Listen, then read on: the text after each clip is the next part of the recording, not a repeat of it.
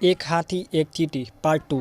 ہاتھی ایسا موذی تھا، ایک دن پتہ نہیں اسے کسی بات پر غصہ آیا کہ اس نے جنگل میں اس قدر توڑ پھوڑ کی کہ سینکڑوں پیر زمین بوس ہو گئے۔ بہت سارے جنگلی جانوروں کو گھاس کے لالے پڑنے لگے، وہ یہ علاقہ چھوڑ کر ادھر ادھر بھٹکنے پر مجبور ہو گئے۔ کئی جانور بھوک مری سے مر گئے۔ کئی کمزور جانور چٹیل میدان میں آ کر گدھوں اور عقابوں کے قہر کا شکار ہو گئے۔ ایک بار پھر جنگل کے یہ کمزور جانور ایک جٹ ہو کر شیر جی کے پاس اپنی فریاد لے کر گئے اور رو رو کر اسے اپنا دکھڑا سنایا۔ شیر آخر شیر تھا، اس بار شیر کو بڑا غصہ آیا۔ اس نے اپنے ساتھیوں کو طلب کیا۔ بہت دیر تک وہ اس مسئلے پر بڑی سنجیدگی سے غور و فکر کرتے رہے۔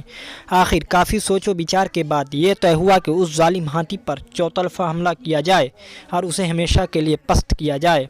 رات کے وقت شیروں نے راجا پر چاروں اطراف سے حملہ کر دیا۔ راجا بھی بڑا شاطر تھا، اسے اس حملے کا پہلے سے ہی اندیشہ تھا، اس لیے اس نے شیروں پر ایسا جوابی حملہ کر دیا کہ شیروں کو اپنی جان بچانے کی خاطر دم دبا کر بھاگنا پڑا۔ دو شیرنیاں تو بری طرح گھائل ہو چکی تھیں، ایک شیر کی ٹانگ ٹوٹ چکی تھی۔ شیروں کے اس طرح پست ہونے سے جنگل کے باقی جانوروں میں خوف و ہراس کی لہر دوڑ گئی۔ وہ جانتے تھے کہ راجا اتنا ظالم اور کینہ پرور ہے کہ وہ شیروں کے اس حملے کا بدلہ باقی جانوروں سے لے سکتا ہے۔ بہت سارے جانور ڈر کے مارے روپوش ہو گئے۔ اس طرح کئی سال گزر گئے، راجا کے ظلم و جبر میں کوئی کمی نہ آئی۔ ایک دن وہ جنگل کے طرف اٹھلاتے ہوئے جا رہا تھا، راستے میں چیونٹیاں دانہ ڈھونڈ رہی تھی۔ راجا نے ان چیونٹیوں کو اپنے پاؤں سے مسل کر رکھ دیا، سینکڑوں چیونٹیاں جاں بحق ہو گئی۔